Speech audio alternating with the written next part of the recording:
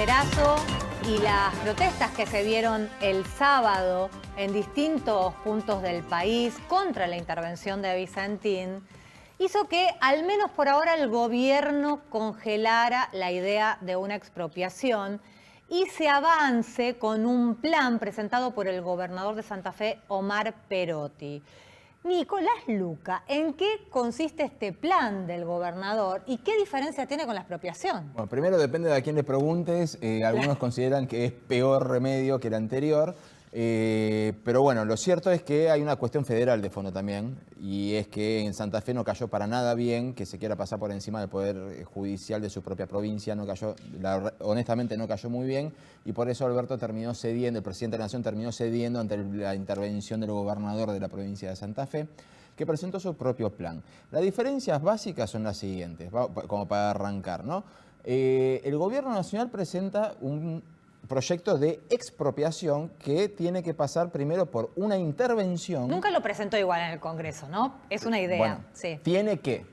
Y para presentarlo tiene que pasar por el Congreso. Claro. Y para pasar por el Congreso tiene que aprobarlo en diputados, que ya sabemos que le iba a costar... 11 votos le faltan. 11 votos. Podría acercarse igual. Y muchos decían que senadores pasaría por un tubo, pero uno se olvida que generalmente los senadores argentinos son muy agropecuarios. O sea, no la tenía fácil. Perotti, ¿qué es lo que presenta? No Perotti en sí como gobernador, sino a través de lo que sería la Inspección General de la provincia de Santa Fe, lo que sería una suerte de como si fuera la Inspección General de la Nación a nivel provincial, le da intervención a ellos. ¿Por qué? Porque hay denuncias penales contra 4 directores de la firma Vicentín por maniobras fraudulentas, presuntamente fraudulentas. Digo presuntamente porque solamente están imputados. Sí. Entonces, primero te explico el plan. Y después te explico... Esto lo presentaron para que se expida el juez del concurso. Primero te explico el plan y después te explico cuáles son los puntos flojos de este otro plan también. Dale. El plan consiste en que los interventores pasen a ser veedores, que el control de la intervención lo tenga como corresponde judicialmente el juez que tiene el concurso de acreedores de la firma Vicentín, ¿sí? Entonces, los veedores pasarían a ser... Los que iban a ser interventores pasarían a ser veedores y obviamente empiezan a revisar los cajones de la empresa, a buscar todos los balances y a ver cuál es la verdadera y real situación de la empresa. Obviamente después en el plan Perotti está, bueno, por ahí una buena opción sería un 51% de acciones y todas cosas que te va a explicar Facundo después, pero lo cierto es que había que buscar un argumento jurídico para poder presentarlo. Claro.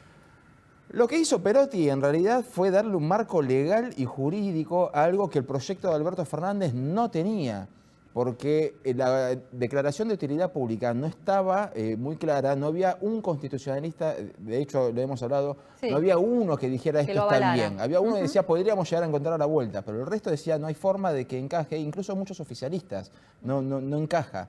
Entonces lo que se hizo fue darle un marco legal por la vía que corresponde. La IPGJ de la provincia de Santa Fe hace una presentación, la directora Estrata se presenta ante el juzgado de primera instancia en lo civil y comercial de Reconquista, donde tramita el concurso de acreedores, y en la presentación pide que se intervenga a la empresa, que en realidad que se reemplace el directorio. ¿Por qué? Porque hay 4 directores que tienen causas penales. Entonces que se pongan directores a cargo controlados por el juez. Bueno, y entre esos directores estarían los veedores que iban a ser interventores, pasarían a ser veedores. Que eso fue por la decisión que tomó el viernes el juez del concurso. Exactamente, de tirar para atrás. Exactamente, tiró para atrás, restituyó a los directivos de la empresa al frente del directorio Vicentín y a los interventores los colocó en el lugar de veedores. De veedores. Bueno, eso judicialmente, para la ley argentina y puntualmente para la ley procesal de Santa Fe, que no es la misma que todos conocemos de la ciudad de Buenos Aires, encaja perfectamente. Ahora, ¿qué pasa con la presentación hecha por Estrata? Hay que ver si el juez le da mucho avance o no, porque las 4 denuncias penales no han avanzado mucho, son solamente denuncias donde hay imputados. Y la investigación penal que se estaría haciendo en Estados Unidos hasta ahora es solamente un pedido de informe. Y lo último que queda es lo siguiente: denuncia Estrata, y no sin razón, algo que no veníamos sabiendo. Y es que Vicentín no es Vicentín en sí mismo, sino que hay un entramado de empresas en las cuales figuran como que de todas esas empresas es dueño de Vicentín y en realidad tiene un 0,1, 0,2, 0,3. Claro, bueno, si es un grupo, y dos de esas obviamente. empresas se encuentran en Uruguay. Y algunos dijeron, pará, hay dos empresas que están en Uruguay. No, Ahora, el domicilio fiscal de Vicentín claro. queda Ahora hablamos en con Facu Santa de Fe. eso, pero tengo una duda. O sea, ¿es el juez del concurso el que tiene que decidir si se acepta o no el plan de Perotti? Sí. ¿Es así? Sí, sí, Está el juez- pobre juez, no quisiera Una vez que se abrió el concurso de no quisiera acreedores- estar en lugar del juez. Una vez que se abrió el concurso de acreedores, el juez es el que debe decidir qué se hace con el concurso de acreedores, cómo avanza, si hay acuerdo o no, y debería haber empezado a llamar a mediaciones y todo eso, pero claro, explotó la bomba antes. Claro, claro. Facu, ¿cuál es, desde el punto de vista económico, la propuesta entonces? ¿Es cambiar deuda a cambio de acciones? Bueno, ¿Cómo sería? Primero que nada es una gran papa caliente finalmente Vicentín. El presidente ahora le tiró esa papa al gobernador de Santa Fe y el gobernador parece que no debe que... estar muy caliente, perdón, No, muy la contento. papa seguro que está caliente. La papa sí, pero no creo que el gobernador esté muy contento. No creo, la verdad que sigue siendo un gran problema. ¿Cuál es la gran diferencia, como explicaba bien Nico, entre lo que era la propuesta inicial del gobierno de intervenir y finalmente después expropiar con respecto a lo que puede llegar a ser ahora el plan Perotti, como lo llaman? Bueno, es que los acreedores pasan a ser casi como parte de un caballo de Troya para que de todas maneras el gobierno termine apoderándose del control de la empresa, al menos con un 51%, y los acreedores pasen a ser accionistas de alguna forma. Ahí hay una cuestión también de los estatutos de los bancos que le impiden justamente capitalizar sus deudas con justamente acciones de esta empresa.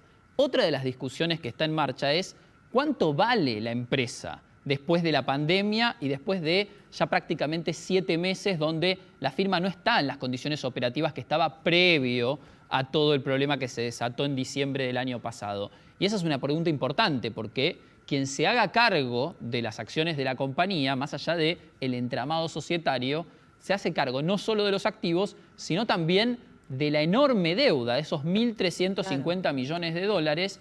Y hemos también repasado aquí que los activos de todo el holding ni siquiera alcanzan los 1.000 millones de dólares. Entonces ahí hay también una diferencia o sea que nosotros, muy importante. o sea, si avanza este proyecto, también el Estado se hace cargo de esas deudas. Que no Exactamente. sabemos de dónde van a sacar la O sea, plata. el además. Estado seríamos... Todos nosotros haciéndose cargo de esa diferencia. Y por último, cortito, no los accionistas de Vicentín, que son un montón, ¿no? Son varias familias. 109 accionistas. Por eso, no están muy conformes. Por lo menos hubo algunos que se expresaron el sábado. Exactamente, salieron a hablar y básicamente ven al plan de Perotti incluso peor que la expropiación que planteaba el gobierno nacional. Ahí también hay que leer entre líneas que obviamente, al menos en la expropiación, ellos se sacaban de encima el problema de las deudas e incluso podían después accionar contra el Estado por las acciones. En cambio, en el plan Perotti, ellos pasan a ser relegados y al mismo tiempo no tienen tampoco la posibilidad, se quedan afuera del juego. Sí. Bueno, desde el punto de vista político, si hay algo que logró la expropiación primero de Vicentín y después el banderazo del fin de semana fue despertar a la oposición. Que estaba ahí como desorientada con el tema de la pandemia. En el caso de Juntos por el Cambio, los volvió a aglutinar, o por lo menos dejar de lado momentáneamente la pelea interna por el liderazgo, y salieron más organizadamente a rechazar el proyecto. Y para hablar de esto vamos a hablar con el diputado Gustavo Mena, que es vocero justamente de Juntos por el Cambio sobre este tema, Vicentín. Diputado, buenas noches, ¿cómo está? ¿Qué tal? Buenas noches, ¿cómo estás? Bueno, es así, están más unidos y ¿cuál es la estrategia que van a desplegar a partir de ahora para rechazar la expropiación? Y además, no sé si están de acuerdo también con el tema del proyecto de Perotti, ¿no?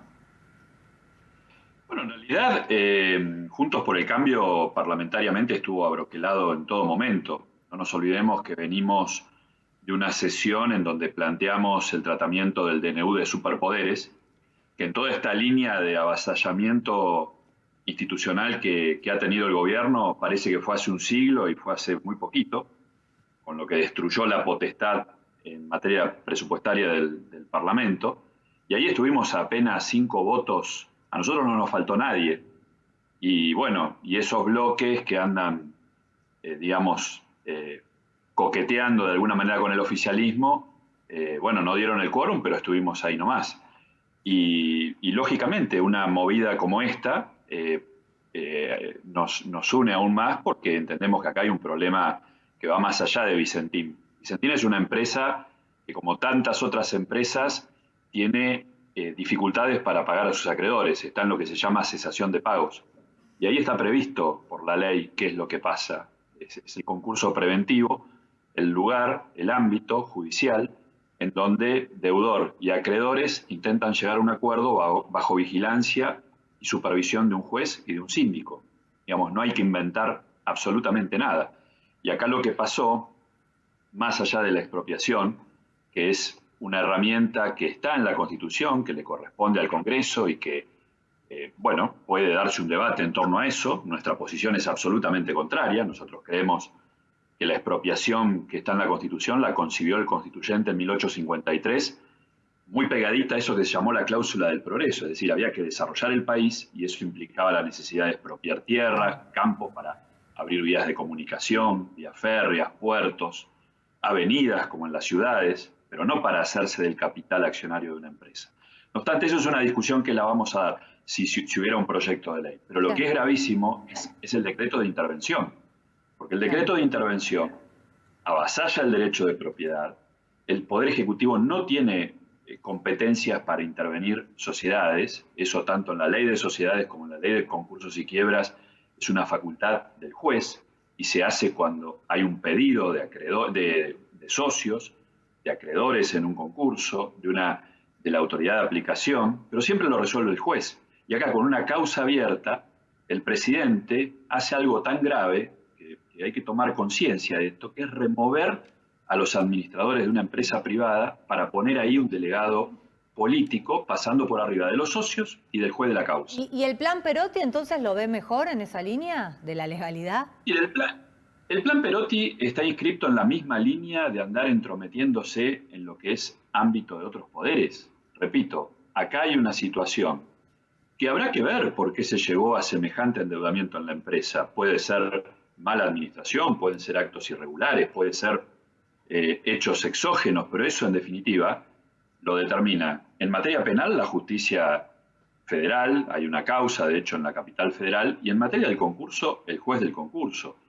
¿El plan Perotti en qué consiste? Bueno, en entrar por una vía oblicua a intervenir la sociedad y nombrar ahí a los interventores que quería nombrar el Poder Ejecutivo, pidiendo la autorización al juez. Ahora, ¿por conducto de quién? Por lo menos por lo que se ha publicado, por conducto de la Inspección de Justicia de la provincia de Santa Fe.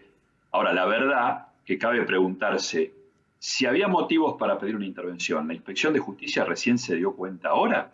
¿Por qué no lo hizo en su momento? Digamos, no habla muy bien de la fiscalización que debió haber llevado a cabo, y en todo caso lo que demuestra es lo que se está buscando es una excusa para interferir en ese proceso judicial. Nico. Diputado, más allá de que esta situación que comenzó en el Poder Ejecutivo se debe dilucidar en el Poder Judicial, la pregunta es, una vez que explota esto a nivel político y usted habla de un avasallamiento sobre las instituciones, si la institución del Poder Legislativo dentro de sus facultades piensa tomar cartas en el asunto, no así en el caso de Vicentín, sino contra lo que ustedes creen que fue un acto abusivo del Poder Ejecutivo. Bueno, el Congreso tiene la palabra, digamos, en el caso del DNU. Ese DNU tiene que pasar por la fiscalización de la Comisión Bicameral. Hay diputados que han pedido además la derogación, es decir, más allá del trámite de fiscalización en Comisión Bicameral, derogarlo como tal. Ahora, también tenemos que tener presente que este es un momento en donde entran a valer la composición de los parlamentos. A veces, digamos, no se tiene muy en cuenta la importancia de la representación en el Parlamento. No, obviamente, pero de hecho, más allá de la representación parlamentaria, por lo menos instalar el ruido, porque no es solamente, según lo que ustedes plantean, no es solamente que el DNU puede ser derogado o no en el Congreso, sino que están hablando de un acto abusivo del Poder Ejecutivo y eso, según lo que ustedes plantean, tiene otro tipo de proceder dentro del Poder Legislativo, más allá de derogar el DNU. Bueno, claro, el Poder Legislativo lo que tiene es la competencia de invalidarlo a través del trámite previsto en la ley de decreto de necesidad de urgencia, de derogarlo. Ambas cosas necesitan mayoría. Esto es así, digamos, sepámoslo. Por eso también hay una situación distinta en la Cámara de Diputados respecto del Senado. Creo que esta acción de la oposición y de la sociedad argentina, lo del sábado quedó demostrado, no es poca cosa, que esto prácticamente el lunes ya parece también lejísimo. Hace 2 semanas parecía que se comían los chicos crudos, se dictó el decreto de necesidad de urgencia y se anunció que al otro día se mandaba una ley, y resulta que ese proyecto de ley nunca apareció. O sea que, evidentemente, más allá de lo que se necesita en materia numérica para derogar o aprobar una ley, ha habido una acción importante de esclarecimiento, de posicionamiento político, que también ha movilizado a la sociedad. Ha habido presentaciones judiciales también, no nos olvidemos de esto, ¿no? Un grupo de colegas nuestro presentó también hizo una presentación penal por lo que implica el DNU, que la verdad que nos proyecta, digamos, muy atrás en el tiempo, que en mi opinión es una forma de confiscación velada, peor que la expropiación. Imagínate que la designación de administradores a quien vos le confiás que va a tomar las decisiones de esa asociación, de esa sociedad que vos formaste poniendo tu capital con otra persona. Y de golpe un día te despertás y ese administrador no está más, no tenés derecho a elegir quién se va a encargar del desenvolvimiento de tu negocio. Bueno, echando mano a una ley, además, como la ley de expropiación, que no es cierto que contemple la intervención. Eso es otra cosa que se ha dicho con un error o con falsedad. La ley de expropiación en ningún momento contempla la intervención, contempla la ocupación temporaria, pero que en realidad es, imaginémonos qué puede quedar de una sociedad si la intervienen o la ocupan temporariamente, entre comillas, por 1 año, por 2 años. ¿Qué queda al cabo de eso? Está bien, pero ¿Qué control puede haber sobre tu propiedad? a lo que voy es que ustedes hacen una denuncia grave contra el Poder Ejecutivo y tienen la facultad de poder interpelarlo. Quería saber si puntualmente van a plantearlo o no. No, bueno, están todas las opciones abiertas. Esto es un día a día y dependerá. Nosotros hemos reclamado muchísimo por el funcionamiento del Congreso, por la presencia del jefe de gabinete, contra la catarata de DNU que se han dictado, con el Congreso en funcionamiento además, ¿no? Contra la no presencia del jefe de gabinete a dar el informe mensual, que recién la semana pasada cumplió después de varios meses de haber asumido en su cargo. Es todo un contexto que necesita una presencia permanente y, por supuesto, una alternativa como la que comentás, bueno, también es válida. Pero sepamos que todas necesitan mayorías. Y tengámoslo bien presente, la sociedad lo tiene que tener presente a la hora de demandar equilibrio de poderes, ¿no? Me parece que es importante tener una oposición vigorosa y para eso también necesita número en ambas cámaras. Diputado, y de alguna manera, ¿qué cree que esconden con toda esta operación, más allá de la resolución que tenga? Porque las consecuencias económicas van a trascender la propia deuda de Vicentín con todo lo que tiene que ver justamente con la seguridad de la propiedad privada. Sí, de la propiedad privada, incluso apuntemos ahí la propiedad privada de los acreedores, ¿no? Yo me imagino en ese concurso tan voluminoso en monto y en acreedores, ¿cómo se debe sentir un acreedor, un chacarero, por ejemplo? Cuando aparece un acreedor tan grande y le mete de prepo un interventor, ¿no? ¿Cuál debe ser su sensación? Cuando en un concurso un principio básico es la igualdad entre los acreedores, la igualdad de trato. ¿Qué se busca? La verdad que es difícil calificar esta movida, porque además luce muy improvisada. El hecho de cómo se anunció, el recurso legal que se utilizó, este DNU tan desprolijo, tan manifiestamente ilegal, el hecho de que haya estado ausente en la consulta el gobernador de la provincia, el ministro de Agricultura, que se haya ido y venido tantas veces, que un día la empresa eran unos demonios y al otro día estaban sentados en la mesa con el presidente en Olivos, que se anuncia que se manda el proyecto de ley inmediatamente y el proyecto de ley nunca apareció, que se somete la cuestión a una impugnación judicial y rápidamente el decreto fue descartado por el juez, que si bien no trató la cuestión de la constitucionalidad, no lo abordó ese tema, repuso rápidamente en su cargo a los legítimos administradores de la sociedad. Fue un mensaje, esto creo que también es una enseñanza a la del juez, ¿no? Un juez de provincia que actúa con criterio, con independencia, para quienes están acostumbrados a operar a un sector de la justicia federal que se ve más permeable a las interferencias políticas. La verdad que el juez de Santa Fe hace honor además a la tradición autonómica de la provincia de Santa Fe, ¿no? A esa defensa del federalismo, porque el federalismo también se expresa en la autonomía de los poderes judiciales provinciales.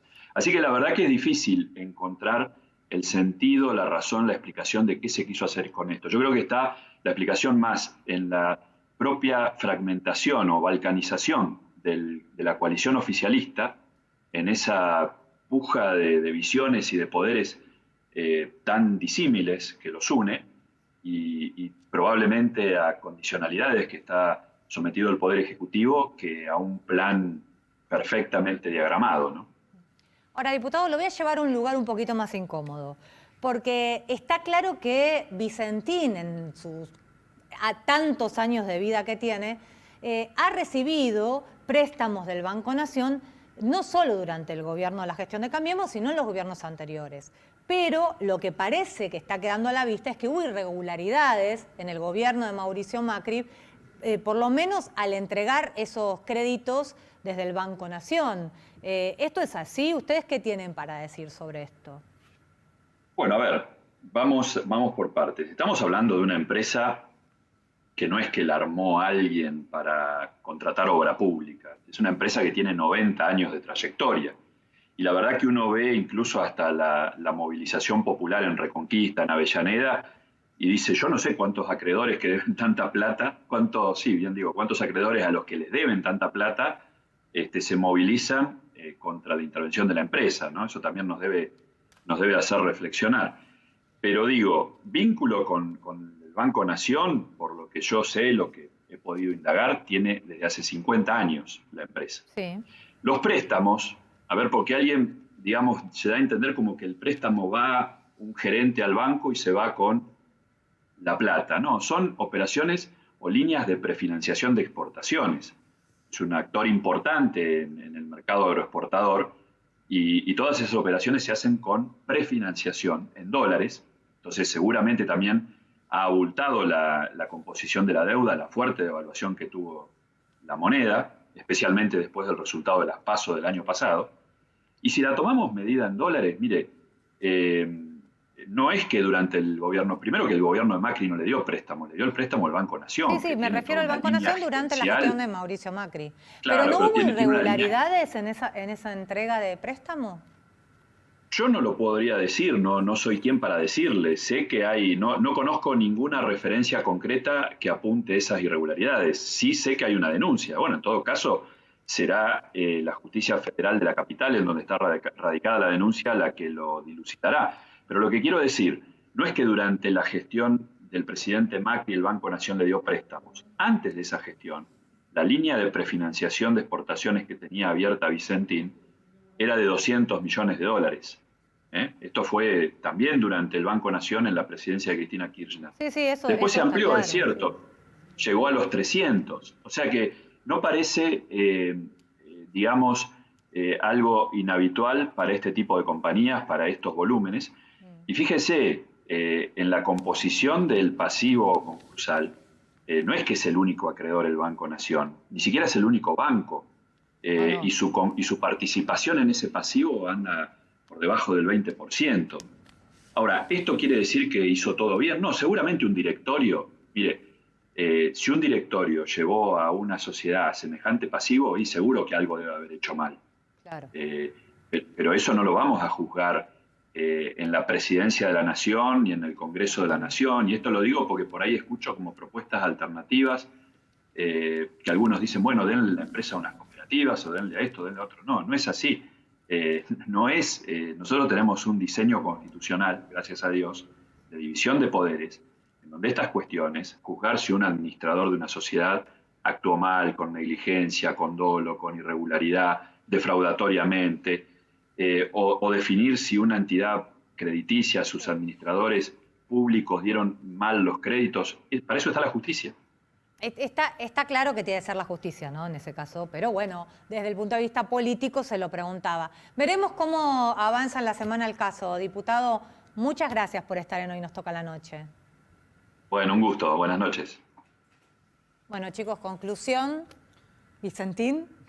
Es una manía la del Estado, usar el Estado argentino para hacerse cargo de deudas que la verdad van a traer más problemas que beneficios, evidentemente. Una deuda que supera el valor de una empresa, no se entiende muy bien cuál es el objetivo real en un país que además está quebrado y con otros problemas, ¿no?